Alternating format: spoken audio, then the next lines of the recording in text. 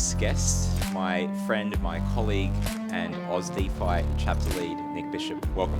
Thank you, Mark. Good to be here. Good to be right here in front of the Opera House in fantastic Barlulu. Sunny, not so sunny Sydney, which is really rare, but I think it looks better on camera that it's like this. But we're going to talk today a little bit about the stuff that we do at NotCentralised, and especially your area, because Arturo and I, when we were first in it, we were not looking at anything to do with capital markets and fundraising and things like that. Even though we've come from that background, capital markets is quite wide, and you brought that kind of background into what it is that we do. Can you just tell us a little bit more about what you were doing before coming into NotCentralised with Bishop and Fang, and even before that?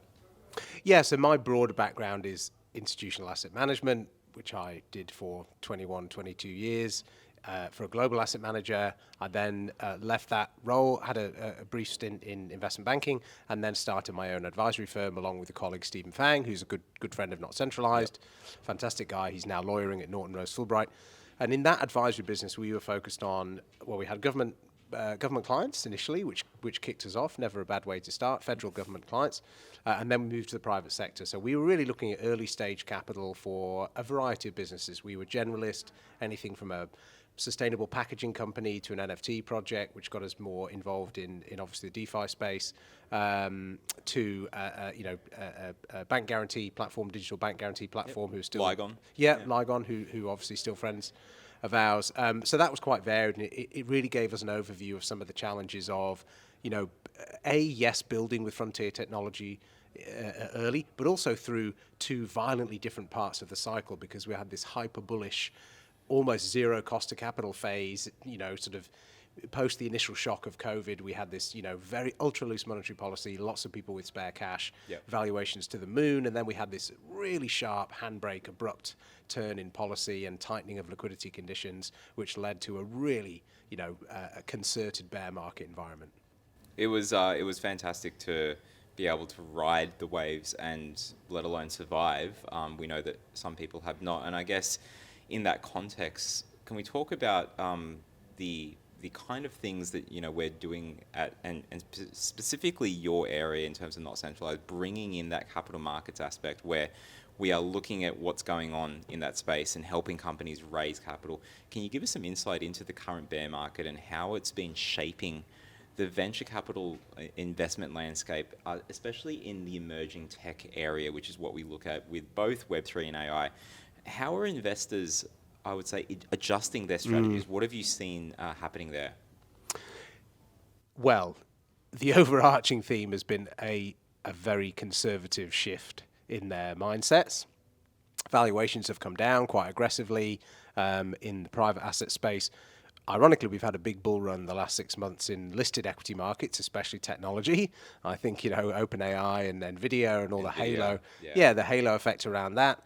But private markets still very subdued valuations. If we look at, say, B2B SaaS multiples, which is a very popular part of the technology space, B2B SaaS multiples are still a third of what they were at the peak in 2021. So that's one thing, much lower valuations, much tighter conditions around what stage your business needs to be at before checks get written for you from venture. More maturity kind of thing? More mature, yes, but certainly more traction, more evidence of product market fit, more evidence of user acceptance of your proposal as a solution to a problem.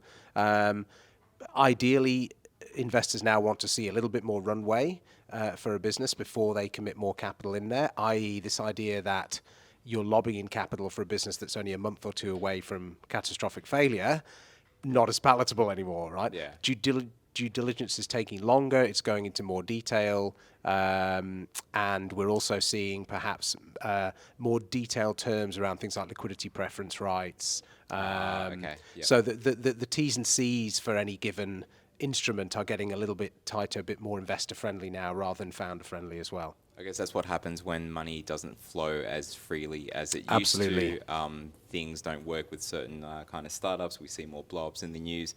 And I guess there's just a need to be a bit more careful with your capital. Just like mums and dads pulling money out of the the stock markets and even crypto markets, I say, it's the investors, the professional investors, the VCs are doing very much the same kind of thing as well. Yeah, I think that's right. The other thing we're seeing is that what dry powder there is in the market, a lot of VCs are holding that back as follow-on capital for their initial investments that they may have done 12, 18 months ago. Interesting.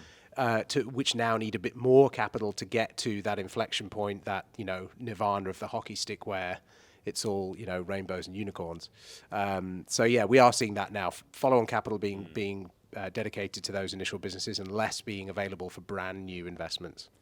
Now, despite that overall kind of decrease that we've seen in investment activity, as we would expect from any kind of like market cycle like this, there's still some startups that manage to secure funding. Could you highlight some of the factors that you see are helping, what are the kind of factors these startups possess? You kind of alluded to some of that there, but what is it that you think makes a startup appealing to venture capital in a bear market? I think it comes down to a whole variety of factors. What will always be helpful is not being a first-time founder. It's quite difficult for first-time founders, unfortunately, because that's just an extra layer of risk that any investor is taking if this is your first foray into the world of building your own business. It's hyper demanding, as we know. This is a full contact sport. It's an always on sport. You don't stop working. Elbows out. So that takes a certain kind of mongrel mindset, which you can't necessarily parachute straight in from a corporate mindset into a founder and early stage building mindset. Like I said, I think being post-product is pretty important. So having done a lot of the hard yards yourself, having gone to market, even if it's very, very early stage, having a product proposition is quite clear. And then getting investors to understand the acuteness of your problem statement. So this idea of, okay, well, here's the problem I'm addressing. It has to be a real tangible problem that the investor understands, and there's sufficient pain out there that people are willing to pay to solve that problem. It seems like it's maybe a bit of timing as well. You might have the greatest product and it will probably get whatever traction it is that's needed. But if the timing's not right, if there's potentially no catastrophic or trigger event like a Medibank or an Optus, if you're working in like data privacy, for example, then I guess it's hard for investment to get that attention and stuff. There's another irony, which is around how much money the founder is looking to raise. So, any check size where you are asking for too big of your cap table to be sold in your initial funding round is a big red flag. So, you may be going out with 5 million because you think that you need to raise $5 million, but if someone is going to push back and only value your business at 10 million, well, there's 50% of the business sold, or a third of the business if you're looking at post money.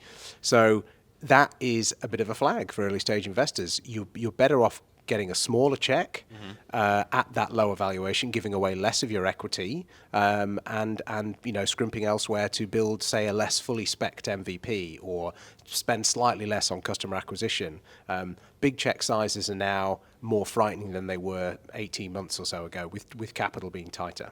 Yeah, that makes sense. And, the changes that we're seeing in the terms, as you mentioned before, in terms of like the venture capital deals and the cap tables and stuff, as a result of this bear market, how do you think startups, I guess, could position themselves better when it comes to negotiating these sorts of terms? Yeah, great question. I think having agreed as a group, let's say there's 2 or 3 of you as founders, having agreed before you enter any negotiations on what your maximums are for any given metric that might be focused on. So, if you all agree, okay, we are not going to go below, 50 million as our EV, or we're not going to go below 2 million as our minimum raise, or we're not going to give away more than X% of the business. Having an agreement around that, so you're all on the same page, is pretty important. I think also doing your due diligence on the investors themselves as well is quite important. So capital, yes, capital is capital, but lazy capital or non-value added capital can be more of a problem than a smaller amount of strategically valuable capital. So let's say you had an investor that was who's very well networked in your sector but in a different geography. Yep. They might be offering you a smaller check, and the terms might even be tighter than, say, a larger generalist VC who's got a bigger check but who offers you no strategic value. You're better taking the smaller check from that investor who can then immediately drop you into a whole nother market that your product can then be, you can surf off the top of their network, surf off the top of their connectivity. That is a stronger position than maybe a bigger check from an investor who's either not aligned or they're only really going to focus on top line metrics rather than your culture. They can't really add any value from a tech perspective in your tech stack. Those sorts of things you really have to be thinking about rather than just let's get as much money as possible, because that can create big problems for the future when you fail to grow into the valuation that you raise capital at, because then you're faced with a down round, which is optically not always great. Yeah, we don't get down with down rounds here. And final question, looking towards the future, how do you foresee the venture capital landscape evolving post the bear market? And you've seen a few other cycles before. Not trying to give away your age here or anything, Nick. I think the hair says that all, so that's fine. What advice? We're closer in age than most people think. What advice would you give to emerging tech startups that are preparing for this shift? Because it does look like we're just going through another kind of market shift and things are positioning as they are. But yeah, what kind of advice do you give to startups as we start to see that inflection upwards? I think it pays to be extremely cautious with what capital you have. Treat it exceptionally preciously. I know that sounds, that's obvious, but it's even little things like, should you perhaps consider renting your equipment? So let's say you all have an expensive laptop each. Maybe you should be considering renting that equipment rather than going out and spending cash on that. Can you be more savvy with your promotional spend, with your customer acquisition cost? Yep. Are you really maximizing these quasi-free channels through social media, through virality, through aligning yourself with other brands in your field who may have a strategic need to tap into the same customer base, but they're never going to compete with you?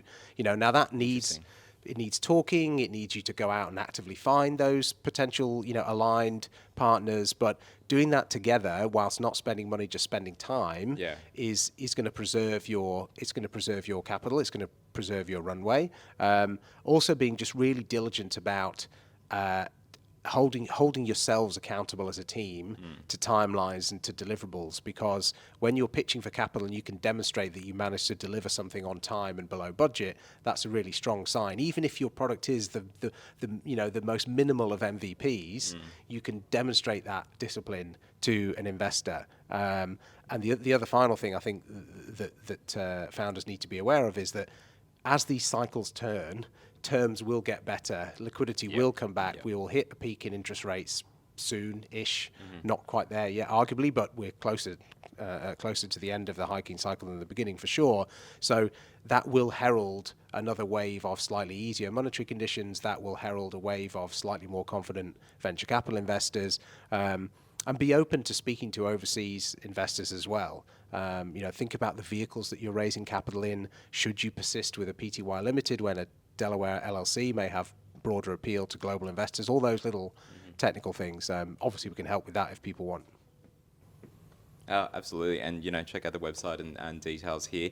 And you're right, like when your back is up against the wall, it's funny the things that you start to think about when you've got a little bit more pressure on you. So this is actually an ample time to be a founder, because this pressure is what makes you great in the future. And for anyone that is wondering, when Nick is not in the office, we will be renting out his desk per his advice. So quite right, exactly. Just avoid the smell and the stains. It's absolutely fine.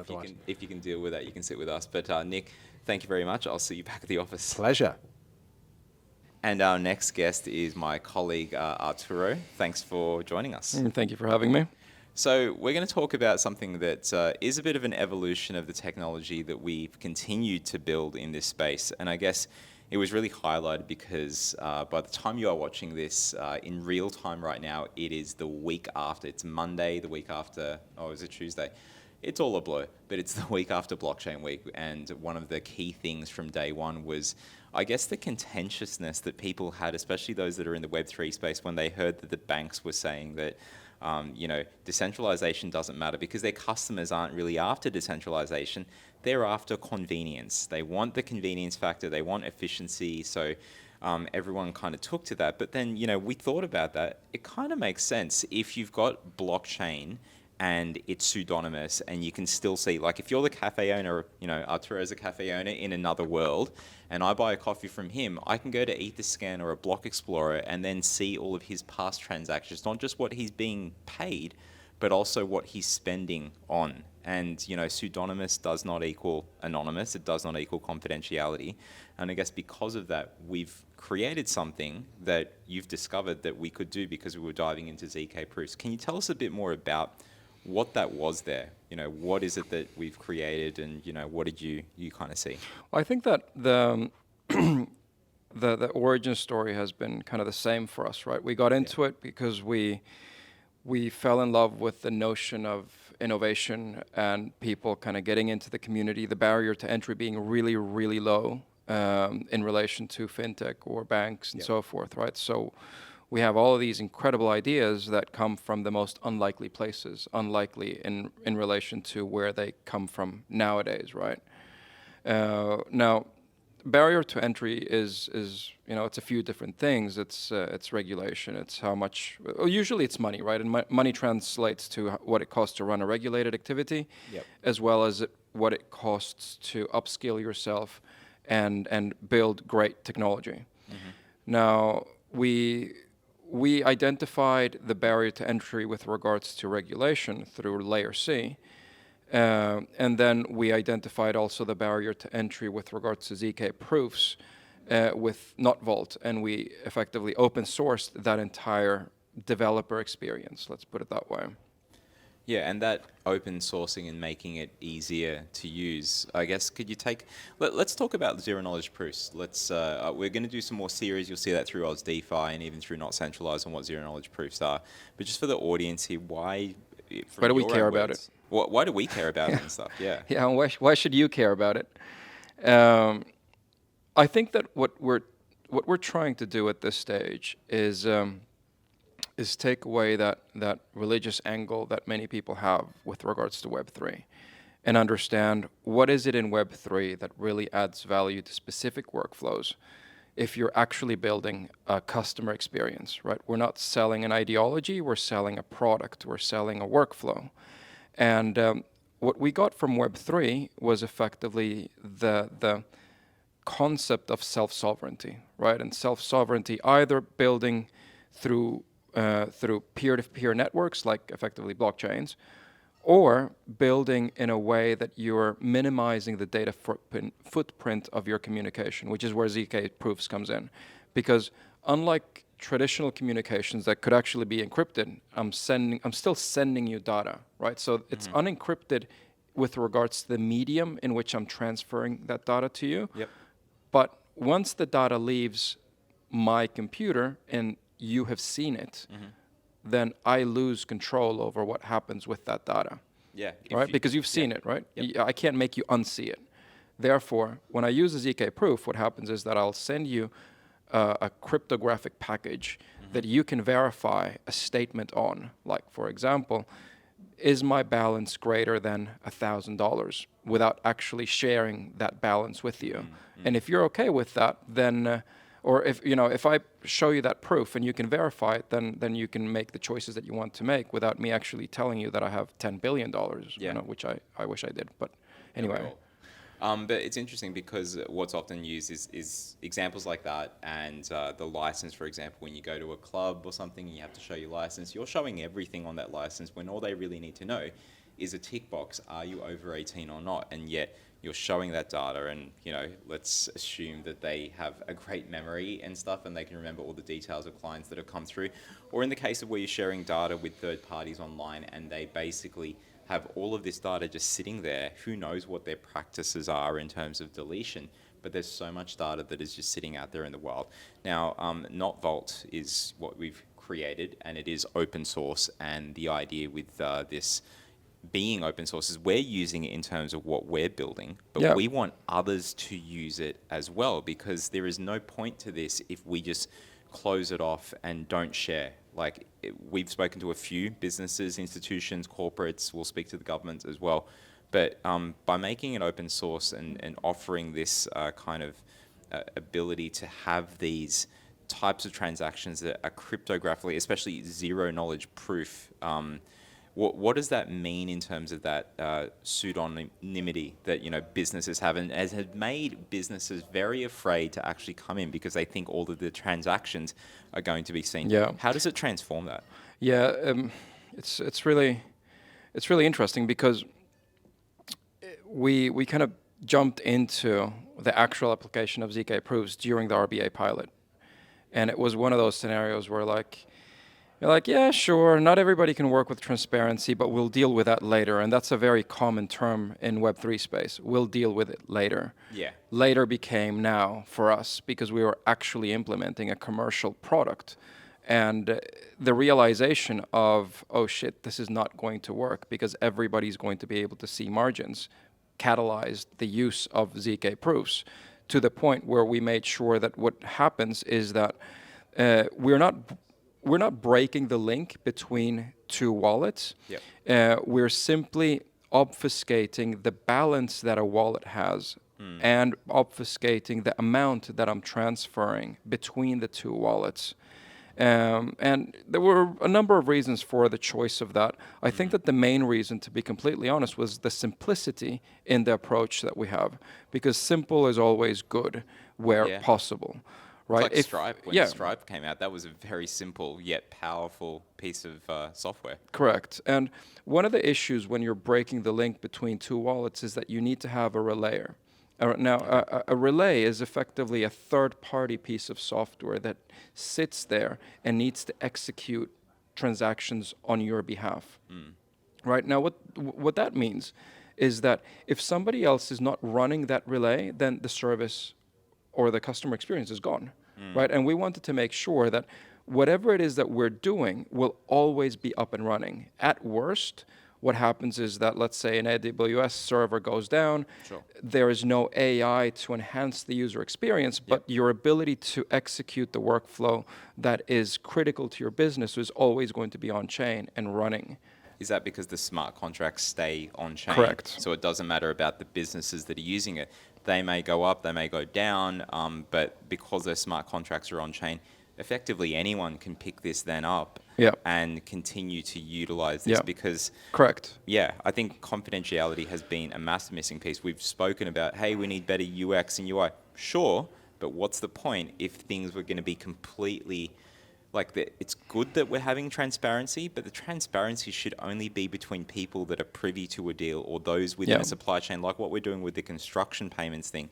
The supply chain needs to see that transparency or those privy to a deal, but people outside of that, they shouldn't be able to see that kind of stuff, right? Yeah, correct. And I think that, I mean, we've never been shy at NotCentralised to say things that other businesses usually don't, but let's talk about Tornado Cash and what we actually learned from it, right? Tornado Cash is on the OFAC list. It's a definite no place to go, right? And it's equated with illicit activity. But at the same time, they weren't able to take it down, right? The services are there. Now, I can't think of a single other financial institution that could actually go against the greatest power in the world, right? Now, that's what you want to have in terms of payment services. Right, you want to make sure that whatever system you're using is completely bomb-proof. Now, there are ways in which you can mitigate the risk of illicit activity passing through one of these smart contracts, right? Because you can whitelist it, you could make sure that people pass through KYCs and so forth. But at the end of the day, once you have been okayed to use the service, you want that service to be there forever. And that's what you're able to achieve through blockchain and through the smart contracts and ensuring that the critical part is running properly. Absolutely, and I guess with the launch of NotVault, you push the boundaries of what's achievable in terms of blockchain technology. Looking ahead, do you have some ideas right now about what potentially new features there might be, what kind of enhancements you would be looking at with either the technology or how people interact with it? How do you see it evolving to meet the future needs of businesses and individuals? Yeah, so we're a tech business entirely when it comes to the development of these types of products, right? When we come out with a product, it's a tech product. and then Nick runs the capital advisory part, right? But in terms of product, it's tech. And when it comes to tech, what we've done is that we've open sourced these sets of libraries that we've been using for many of the projects that we've been working on. But for these workflows to work properly, you still need to have a number of assets. Like you need to have an IPFS node. You need to have certain infrastructure running that is entirely for you so that it's a quick user experience. Right now, in terms of product, people are very, very free to use NotVault as it is, but they're also able to sign up to a layer C SaaS product that effectively runs all of these different assets for the customer or for the developer, making life much easier for them. And we run effectively that infrastructure, ensuring that the connectivity to the chain happens as it should be. Very much like what Alchemy and Infura are doing in terms of connectivity to the chain. We see ourselves not as a connection infrastructure layer, but as an application infrastructure layer, so that people can start developing workflows that are much more complex and rich in terms of experiences. And it's like Microsoft or these other like cloud service providers where they basically, you can either use individual components or you could use one of their layers, and I forget the names, but that orchestrates it all. So you can sign up to those programs that just have everything there and it's made easier to use, or you can use the individual pieces, and we've done that kind of stuff before. Now, given the rise of AI, and we are getting involved in that, and you'll hear more about that kind of stuff on the podcast in future, how do you see something like NotVault and blockchain technology in general helping AI, but also how do you see it going the other way? How do you see AI helping anything that people are building in blockchain? Yeah, I've heard a really nice analogy stating that AI and ChatGPT specifically is very much of a front-end technology, while blockchain is a back-end technology. Yeah. I think that as we continue the building of AI products, like for example within the healthcare space, which we're actively doing, one of the key components there is the traceability of the information that goes both in and out, right? Effectively, we're talking about enabling fully auditable workflows to be part of traditional software, right? And this software in this case becomes the AI part. But this is where blockchain really adds an immense amount of value, because if you're going to create a workflow that is auditable, effectively what it means is that you need to set up a server that is accessible accessible by people that are outside of your organization in ways that many organizations are not typically comfortable with, right? Yeah. And furthermore, apart from offering them access to these servers, you also need to prove that you haven't tampered with the data in those servers, right? Yeah. And that the immutability of blockchain is effectively what plays a key role here. So what we're doing is that we're creating AI-enabled workflows through embeddings in GPT models that allow us, A, to train models specifically to a set of data. And as we train the data, then we have that information being passed into a service bus that is on-chain, effectively meaning that we're pushing messages of that data on-chain. And in so doing, proving that this is the data that is being used, this is who put that there and when. But then interestingly enough, also, it's about as results come out from the model, i.e. you start chatting and the model starts giving you, just responses. We want to be able to track those responses so that we have a proof over this message was given to us by this model at this time, yada, yada, yada, so that there's proper auditability on both ends, right? It's not funky at all in Web3 terms, because it's not a DeFi protocol, but try to do that without blockchain, right? It's a completely different ballgame. Or the ability to trust, like, hey, send me the log files, and it's TXT files from a client. It's how do you know that they haven't tampered with it? So that tamper-proof, bomb-proof, that immutability of blockchain is really interesting. And the other way around, how do you see, or how are you using AI to help with, what you're building in the blockchain space, and how do you think others should think about using AI if they're building in Web3? Well, again, it's front-end technology, right? So we're building an SDK. When you're building an SDK, documentation becomes key, because you need developers to understand exactly how to use this product. Now, we're training a GPT model to know exactly how to do things with with our SDKs, which means that we have a special plugin where people can just log on to their chat model and then ask, can you show me, or tell the model, please tell me how to initialize NotVault and upload and download files to it, right? Then, bam, you get those examples and you're good to go.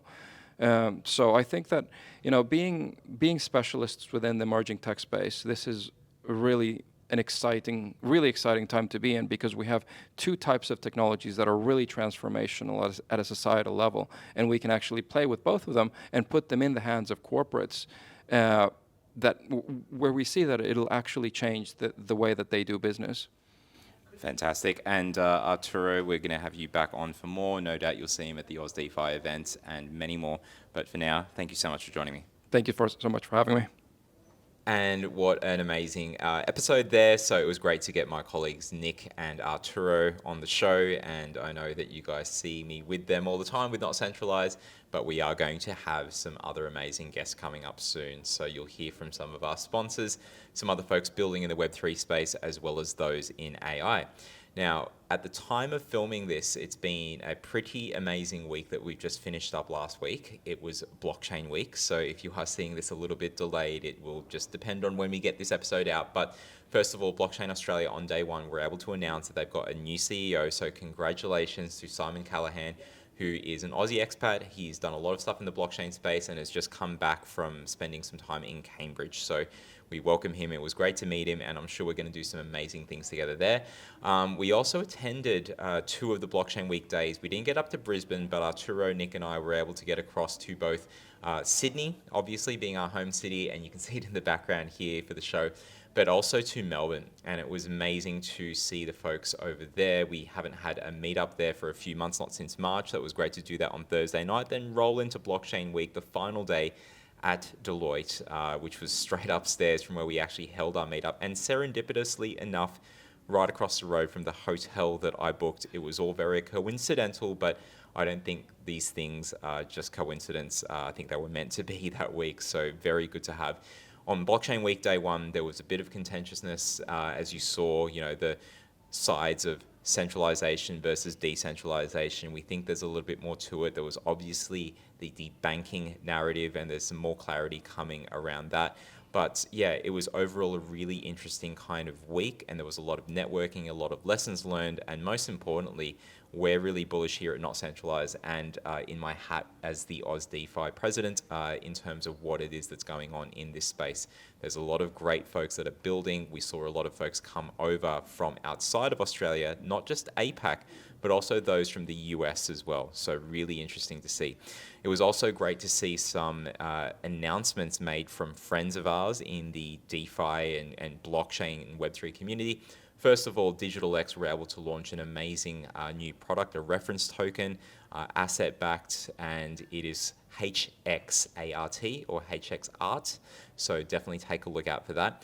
We also saw the launch of a really cool thing from Canvas, which is basically AI, Canvas AI. So you can talk with a ChatGPT-like model to your Canvas DeFi assets, make transactions, inquire about the history and where your portfolio is at. So that's really interesting as well. So it was also amazing to see the announcement just recently, and it was after Blockchain Week, it was just this week, of one of our friends and sponsors, Sensand, who were able to close an amazing deal, $6 million for their carbon platform. So really great to see, and we're going to see more insights and positive things like that. And as we spoke about with Nick, whilst the investment landscape has changed, there are still these really good deals going on, and Australia is still the home for innovation. So if you're interested in learning more about all of this kind of stuff, please do get in touch. We do have another event coming up soon. So later in this month, there's going to be the Aus DeFi Association meetup in Sydney, and that'll be at Stone and Chalk the last Wednesday of July. So we'll see you there, and we'll plan the other cities too. You'll see us in Perth on the 28th. So I will fly over there. It'll be collaborating across the continent. So check that out with our friends at Bamboo. Anyway, my name is Mark. Thank you very much for being a participant in this podcast, and we'll see you next week.